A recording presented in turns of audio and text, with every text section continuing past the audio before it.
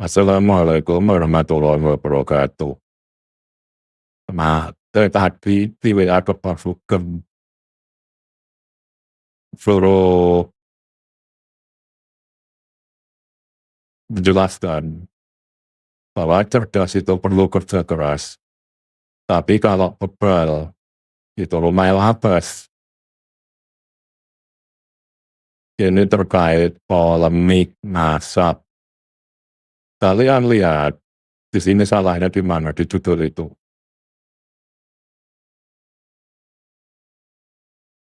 Nasab itu tidak membicarakan ancestry. Coba cek terjemahannya.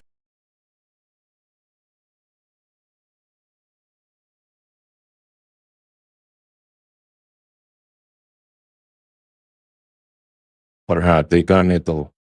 Ancestry artinya leluhur. Apa ini yang tepat? Leluhur. Dan manusia itu leluhurnya banyak. Nasab itu kaitannya dengan lineage.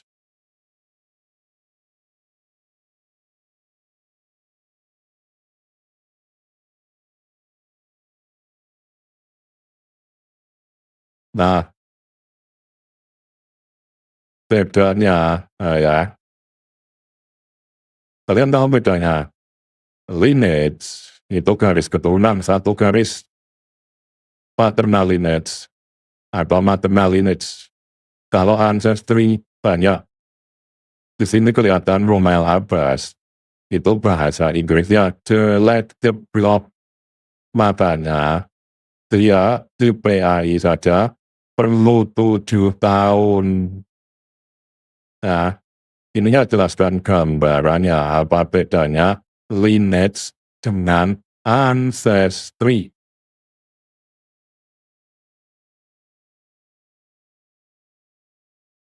Perhatikan, saya selalu memakai kalau dia membahas tentang buku B tentang ilmu biologi, maka saya akan pakai referensi biologi. Ini dari Dr. John M. Butler. Kalian cari sendiri gitu ya, siapa beliau. Saya loncat. Nah, ini bahasanya adalah lineage marker, Y chromosome, and mtDNA testing. Perhatikan ini. Ya, dan di sini nih. Ini, kalau kita bicara ancestry, yang digunakan adalah ini. Tapi kalau kita bicara lineage, maka kita gunakan ini untuk jalur laki-laki, dan ini untuk jalur perempuan. Jadi Romel Abbas, karena bebal, tidak bisa membedakan kapan kita bicara ancestry dan lineage.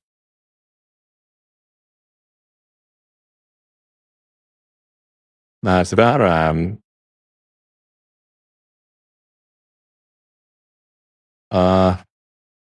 dalam sains, untuk membuktikan seseorang dalam lineage atau tidak, lineage misalnya Bani Hasyim atau Bani Ibrahim, karena itu garis laki-laki, maka yang ini, bukan ini.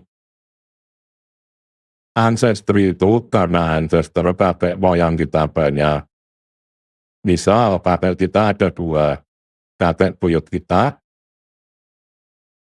ada 4, kakek candah kita ada 8 dan seterusnya.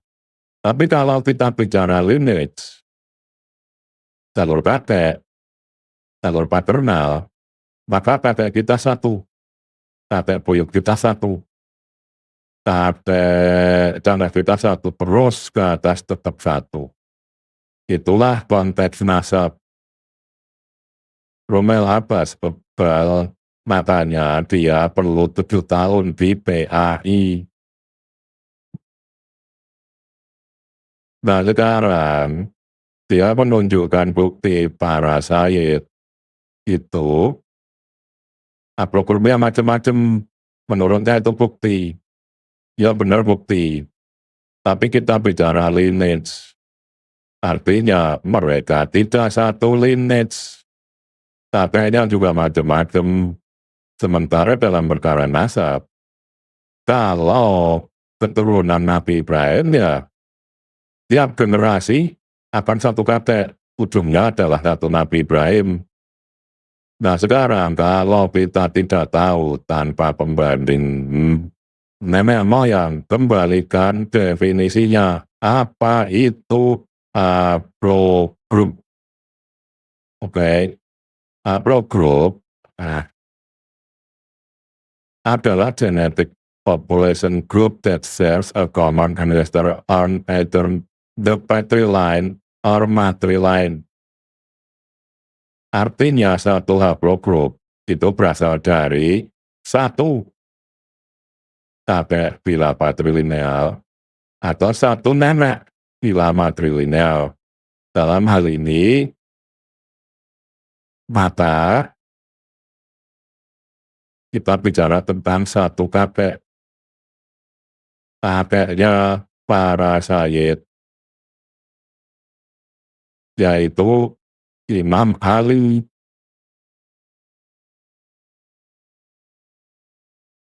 Romail Abbas membahas dan menurut nama fakta dan memang fakta yang mengklaim syahid adalah berasal dari banyak haplogroup. Sudah dijelaskan bahwa haplogroup itu dari satu kakek. Kalau banyak haplogroup ya berarti banyak kakek. Tidak mungkin Imam Ali saja. Jadi yang perlu dicari adalah siapa yang keturunan Imam Ali yang sebenarnya dan siapa yang bukan. Di sini kita cari yang pertama adalah yang paling mudah, justru siapa yang bukan. Sebagai contoh, Romail Abbas mengaku keturunan Nabi Muhammad, keturunan Imam Hussein dari jalur Musa Badin. Sementara si aventator Muhammad Hasegaf itu berasal dari jalur Ali Al-Uraidi. Maka kakek mereka bersama adalah Ja'far Shadiq. Kapan hidupnya Ja'far Shadiq?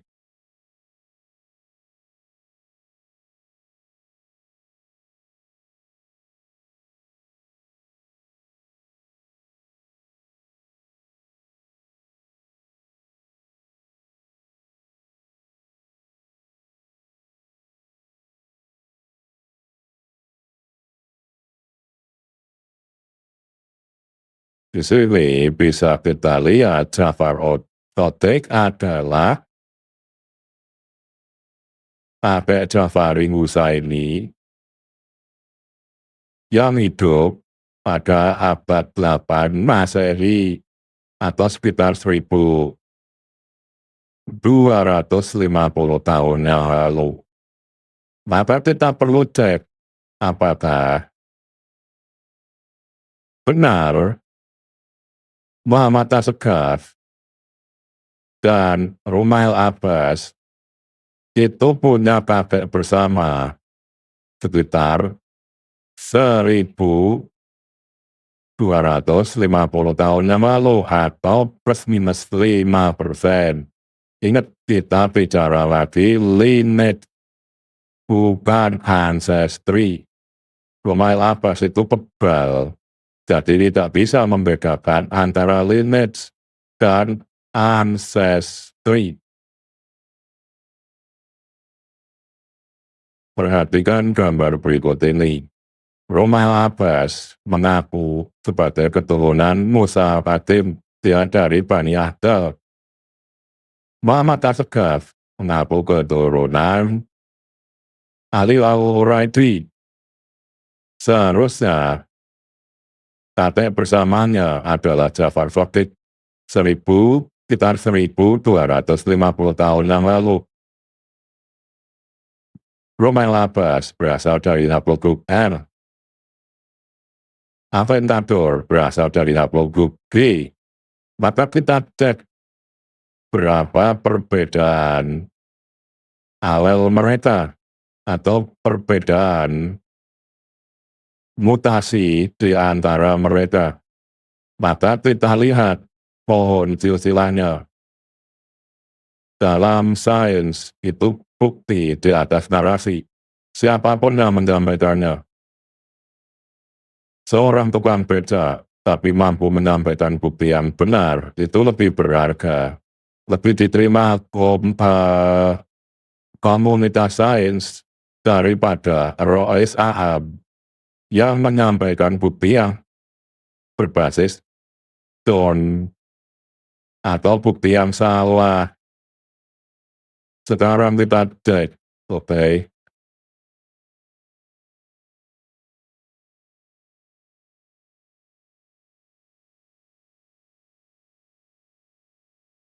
Ini adalah haplogrupnya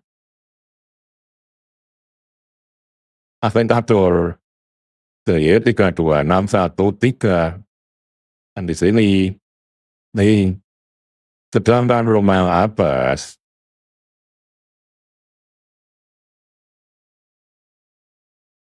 ini Romain Lappas.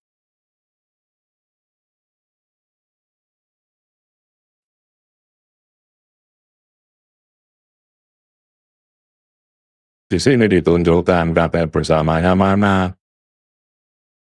Ya, KP bersamanya R, kemudian G,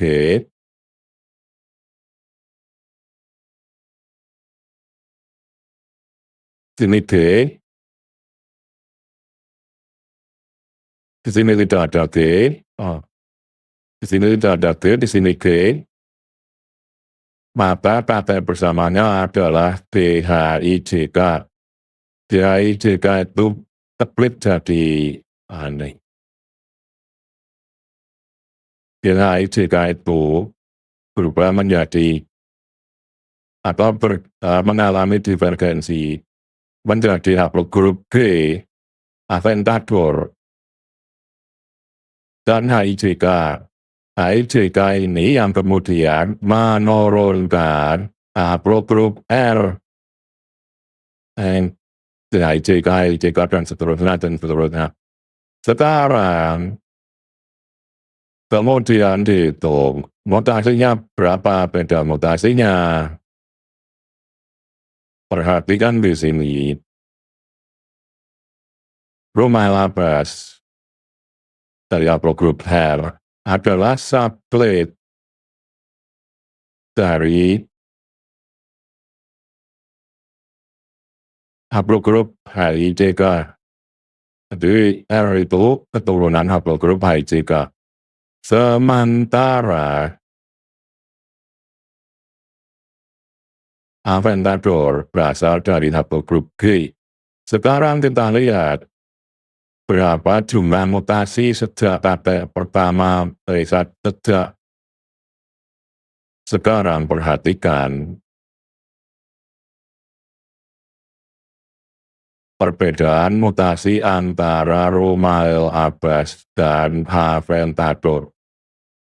Romain Lappas berasal dari para haplogrup HIJK karena haplogrup R adalah kletnya haplogrup HIJK. Sejak KP bersama terakhir mereka antara Romain Lappas dan Aventador, itu Romain Lappas sudah mengalami kira-kira 215 kali mutasi.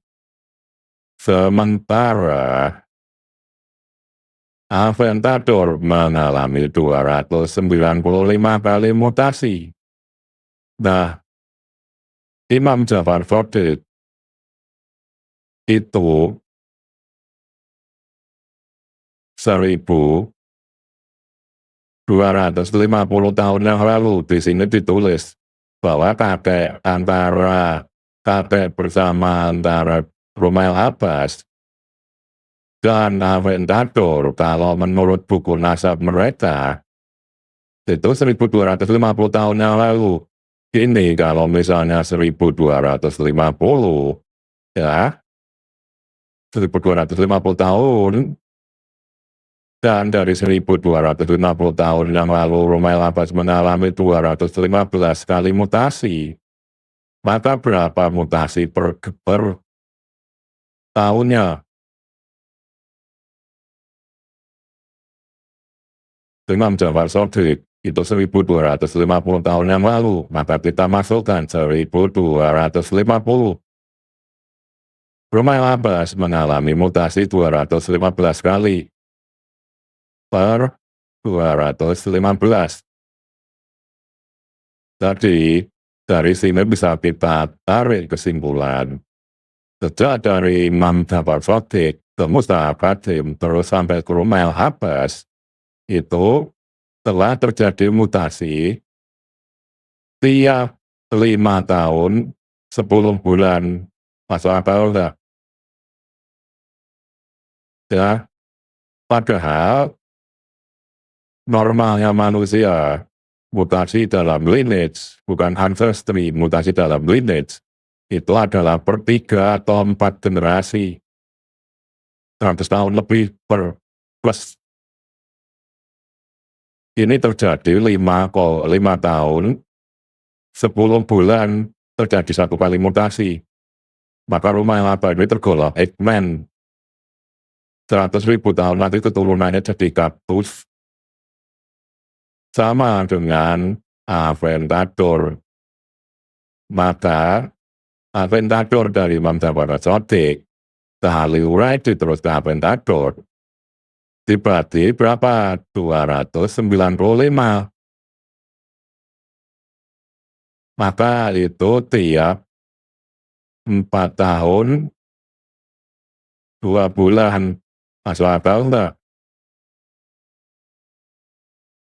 Kalau misalnya Rumah Lapas itu umurnya 40 tahun, maka dia sudah mengalami 6 kali mutasi selama dia hidup. Itu makanya dikatakan tes DNA itu buat menolak nasab. Karena apa? Rumah Lapas dari Imam Jafar Sodik mengalami 215 kali mutasi. Itu yang tidak masuk akal. Jafar Sodik, Aventador, itu mengalami 295 kali mutasi sejak dari Jafar Sodik.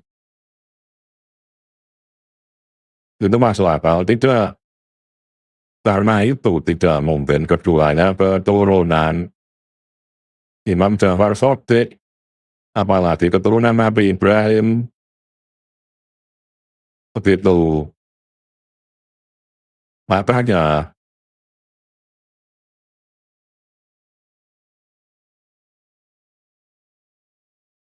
itu kenapa bisa menjelaskan kenapa Rumah Lapas itu dari hitungan-hitungan tadi itu menjelaskan kenapa Rumah Lapas perlu 7 tahun sekolah di PAI saja. Karena dia bebal membedakan antara ancestry dengan lineage saja tidak tahu. Nah sekarang bagaimana dengan argumen Rumah Lapas bahwa Haidot City menyatakan bahwa tidak ada konsensus haplogrup Nabi Muhammad.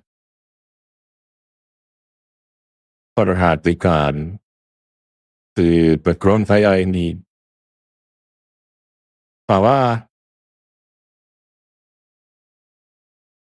Haidot City ini di sini mencantumkan Nabi Muhammad berada di haplogrup CL859. Di bawahnya Man Birmingham Summit Ancestry. Bila masuk to other haplogroup in J or other mother haplogroup, so there is no consensus. Oke. Jadi yang mengklaim keturunan Haban Yasin itu juga ada dialog grup yang lain, sehingga tidak ada konsensus. Kalian bayangkan kalau antara yang punya masa pasif dengan pemutar masa, apa bisa terjadi konsensus? Kan tidak mungkin. Baik Rumail Abbas dan Aventator itu dua-duanya pemutil nasab. Perhatikan juga, Rumail Abbas itu mengutip artikel yang editing terakhirnya tahun 2019, sekarang tahun 2025. Perhatikan pula bahwa family tree DNA yang terus mengupdate datasetnya menyatakan Rasulullah itu dihaplogrup CL859 berdasarkan hasil tes DNA Bani Hashim Jordan. Kemudian juga dibandingkan dengan Bani Saud, kemudian dibandingkan dengan Bani Tamim, kemudian dibandingkan dengan Bani Jaroh, kemudian dibandingkan dengan rapi-rapi Yahudi Katzenellenbogen, dan kemudian juga dibandingkan dengan rapi-rapi Kohanim. Maka family tree DNA menyimpulkan bahwa Raja Jordan itu berada di haplogrup CFGJ 9585 dan Rasulullah walaupun nggak punya anak laki-laki itu sama haplogrupnya dengan kakeknya Raja Jordan Imam Ali, sehingga Rasulullah berada di haplogrup CL859. Perhatikan juga Anatol Peyoso yang namanya sering dicatat Rumail Abbas untuk berdusta juga menyatakan bahwa Bani Hashim itu di CL859. Apa buktinya di paper ini? Nah, ini judul papernya ya. Anatol Peyoso ini sering dicatat namanya oleh Rumail Abbas. Jadi kita sambil langsung ke kesimpulannya. Perhatikan ini, apa yang dia tulis. Ya. CL589 dengan senip keturunannya melalui Nabi Muhammad dan cucunya itu menjadi basis dari modern Bani Hashim modern. Ya, Bani Hashim modern. Sedangkan Rumail Abbas dari haplogrup R yang ngaku-ngaku Bani Hashim itu justru berasal dari bangsa Arya Mitani. Itu dari glosong yang sering dicatut namanya oleh Rumail Abbas. Ini artikel tahun 2024. Tuh 2024 lebih mudah daripada hasil gigi tadi. Tadi dari penjelasan itu tadi, saudara-saudara. Kalian bisa paham. Saking bebalnya, Rumail Abbas itu perlu 7 tahun untuk lulus PAI. Membedakan ancestry dengan lineage saja nggak bisa. Makanya dia 7 tahun di PAI. Itu aja. Wassalamualaikum warahmatullahi wabarakatuh.